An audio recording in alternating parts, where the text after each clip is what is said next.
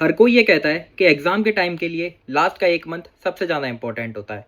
तो आज मैं आपको इस वीडियो के थ्रू बताऊंगा कि हमारे जो सीपीओ 2025 का प्री एग्जाम है उसका जो लास्ट मंथ रिमेनिंग है उसके लिए हम कैसे प्रिपेयर करें। कि हमारी जो एग्जाम डेट है वो 9 से 12 दिसंबर 2025 है, तो इसके लिए हमारे पास लगभग 27 डेज रिमेनिंग है।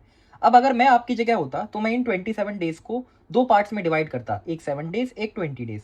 ये 7 डेज में मैं अपने पूरे सिलेबस को रैप अप करता। रैप अप में कैसे करता कि जैसे सबसे पहले मैं अपने जो इंपॉर्टेंट टॉपिक्स हैं या बिग टॉपिक्स हैं उनको कवर करता, जो हमारे सिलेबस के हिसाब से इंपॉर्टेंट है।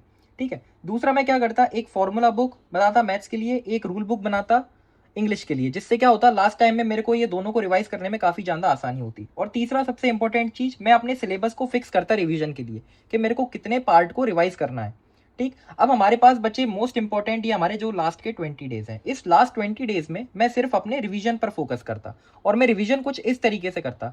सबसे पहले मैं वोकैब रिवाइज करता अर्ली, देन मैथ्स के रूल्स, और देन फॉर्मूलाज। इन सारी चीज़ों को मैं रिवाइज करता क्योंकि ये तीनों चीज़ें जो हैं ये हमारे पूरे एग्जाम के लिए सबसे ज़्यादा इंपॉर्टेंट है।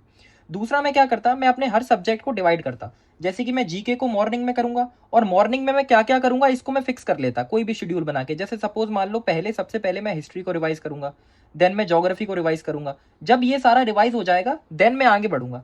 और मैंने रीजनिंग को जैसे आफ्टरनून में फिक्स कर रखा है, तो रीजनिंग बहुत जल्दी हो जाती है और आफ्टरनून में मेरे को थोड़ा आलस भी आता है, तो इस तरीके से आप अपने हिसाब से इसको चेंज भी कर सकते हो।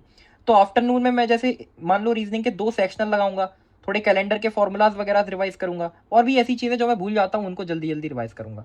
एंड देन रात में मैं क्या करता, मैथ्स को रात के लिए रखता। रात में मैं या तो मैथ्स को रिवाइज करता या फिर उससे रिलेटेड कोई भी 1-2 सेक्शनल अगर मेरे को देना हो तो मैं वो देता। तो कुछ इस तरीके से मैं अपने रिवीजन को करता। And now the last and the most important thing third, which is plan your next day. मैं अपने पूरा जो अगला दिन है उसको मैं एक छोटी सी नोटबुक में प्लान करता कि भाई मेरे को किस टाइम से किस टाइम के बीच में कौन सी चीज़ करनी है। सपोज मेरे को सुबह 7 बजे वो कैब करनी है, तो मैं उसको कहीं पर लिख लेता, और जब मैं वो कैब को कर लेता देन मैं उसमें टिक मार्क कर लेता। तो कुछ इसी तरीके से मैं अपने लास्ट के 1 मंथ को प्लान करता, जिससे जो है मैं एग्जाम में मैक्सिमम स्कोर कर पाता। Thank you.